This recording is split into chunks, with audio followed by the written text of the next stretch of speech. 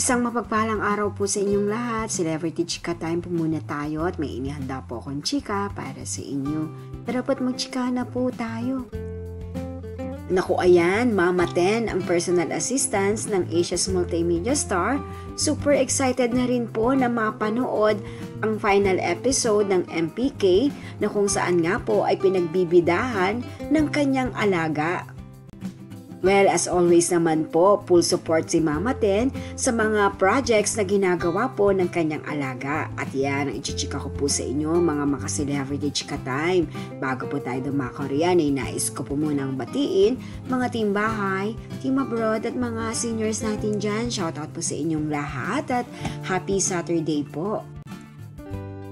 Hindi lamang ang mga followers sa supporters ni Alden ang super duper excited na mapanood ang final episode ni Alden sa MPK na pinamagatang sa puso at isipan. Maging pati rin po ang kanyang personal assistant na si Mama Ten ay talaga naman nga pong ipinakita ang kanyang excitement sa pamamagitan nga po ng pagpo-post sa kanyang Instagram account. Yes po, nag-my day si Mama Ten ng huling kaganapan po ni Alden para sa MPK.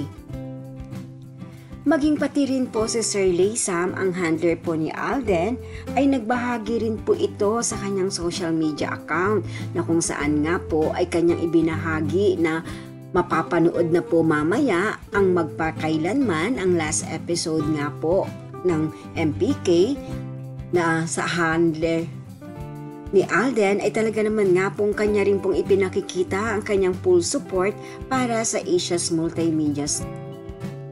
Kakaiba na naman nga po ang gagampanan ni Alden rito kung kaya naman marami na po ang nag-aabang na mapanood po ang kanyang role dito na kung saan nga po ay talaga namang super maganda po daw sa trailer pa lamang. Yan po ang aking Chika Days for today. Salamat po sa inyong panonood. Huwag po kalimutang mag-subscribe.